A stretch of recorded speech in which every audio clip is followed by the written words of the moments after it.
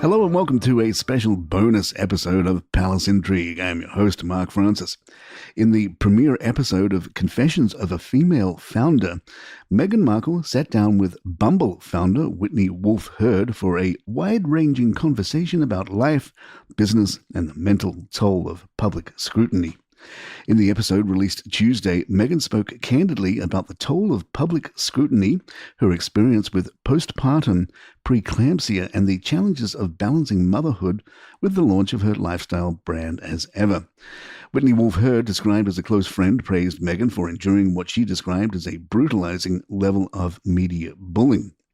"When I see the way you've been treated in the media, my heart breaks for you," Wolfe Herd said. "It's not fair." Markle replied, "Maybe because you understand it in whatever degree you know how to show up for me." The Duchess pushed back on the notion that her experience was entirely unique.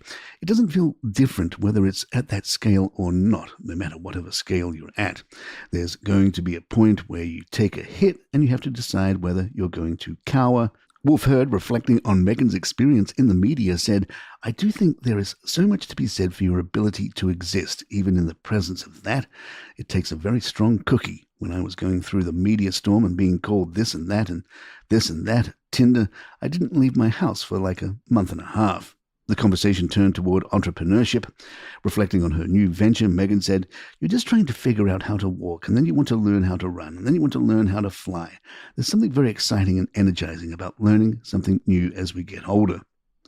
Meghan shared how deeply involved she has been in the details of her new lifestyle brand as ever, particularly the packaging. "Boxes, it's all I could think about," she said. "I would sit there doing the unboxing in my head. Is there tissue paper? What about the packing peanuts? But they're biodegradable. Where does the sticker go? And what size the box is going to be?" She also recalled learning a new term along the way. Someone says, "But you don't want to brand the outside of the box because of porch pirates." I had never heard that before. What's a porch pirate? Wolfe Herd later reflected on how time is the one resource founders can't reclaim. "The one thing you can never get back is time," she told Meghan. "The amount of time, Meg, that I wasted on being stressed, being miserable, being overwhelmed, being paranoid about what shoe was going to drop. I actually think I would have been more successful had I not been like that." Meghan sympathized with the feeling, but questioned how realistic it is to simply let go of stress. "But can you turn it off?" I say this because last night I was, when your brain goes in a loop, those 3 a.m. loops, and you can't stop overthinking the thing. In response, Wolfe Herd shared a personal strategy she uses to bring perspective in moments of panic. "Will this matter in 5 minutes? 5 hours? 5 days? Yes or no? If it's not going to matter in 5 years, throw it out the window." She added, "I think you have to really take a deep breath and say, you know what, how big of a deal is this? If this is not going to be a defining issue in your business, your life, your family in 5 years, you'll be fine." And when it comes to the kind of details that can keep founders up at night, even something as seemingly small as a box texture, Wolfe Herd had this to say: "When you're ruminating in the middle of the night and you're like, oh, but the box came out the wrong texture, well, is that a problem in 5 months? Not really, because you can switch that box." The conversation also turned deeply personal as both women revealed they had suffered from postpartum preeclampsia, a rare and dangerous condition that can occur after childbirth. Meghan said, "It's so rare and so scary, and you're still trying to juggle all of these things, and in the quiet, you're still trying to show up for people, mostly for your children." Wolfe Herd reflected on Meghan's public unveiling of Archie just 2 days after giving birth in 2019. In a photo call at St. George's Hall in Windsor Castle in May 2019, she told the podcaster, I'll never forget the image of you after you delivered Archie and the whole world was waiting for his debut. I was either just becoming or about to become a new mum, and I was like, oh my God, how is this woman doing this? How is this woman putting on heels and going out and debuting a child in this, beautiful outfit in front of the entire world?" Wolfe Herd added, "I could barely face a doorbell delivery for takeout food." Meghan admitted, "You're just trying to hold it together and the world doesn't know what's happening quietly." She also opened up about her current home life in Montecito, where she lives with Prince Harry and their children. "My office is here. I wouldn't have it any other way," she said. "If Lily wakes up and wants to find me, she knows where to find me, even if my door is closed." The Duchess described the juggling act of parenting and building a business in a pandemic-era culture.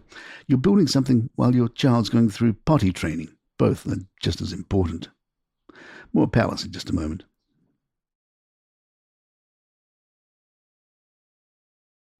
Nick Bullen, co-founder of True Royalty TV, believes the Duchess of Sussex would do well to study one aspect of her late mother-in-law's tragically brief life, restraint.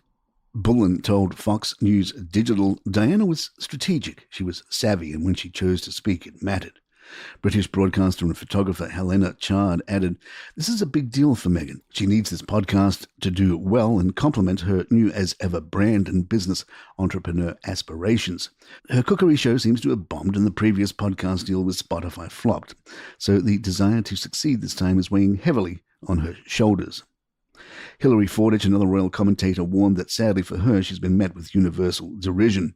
She continued, "This certainly does not bode well for her new podcast. Her credibility as a media creator is under intense scrutiny, with every project to date being labelled superficial and or overexposed." Spotify parted ways with Meghan and Prince Harry in 2023 following the end of their Archetypes series. After the split, Spotify executive and podcaster Bill Simmons labelled the Sussex grifters, declaring, "The effing grifters. That's the podcast we should have launched with them. F them, the grifters." When we checked at 9 a.m. Eastern this morning, Confessions of a Female Founder was the number 178th podcast on the Apple Podcast charts and number 45 in the business subcategory, according to the website podfollow.com. An industry insider tells Palace Intrigue, Apple's podcast charts aren't a reflection of total downloads. That's a common misconception. They're driven primarily by how many new followers a show gets in a short window of time. It's more about momentum than overall audience size. New shows tend to have an advantage, so I would expect to see Meghan climb the charts today, but it might have been an uneasy breakfast over there at Lemonada this morning. In case you missed it, our regular episode went out earlier today, and we'll be back in the morning to tell you about Harry's surprise visit to the UK and the King's visit to Italy, and there's a good chance we mention Meghan once or twice. And there you have it. If you'd like to email us, our address is thepalaceintrigue@gmail.com. Please follow us on Spotify, Apple, or the app of your choice, and leave us a nice review if you're enjoying the show. I'm Mark Francis. My thanks to John McDermott. This is Palace Intrigue. Good times.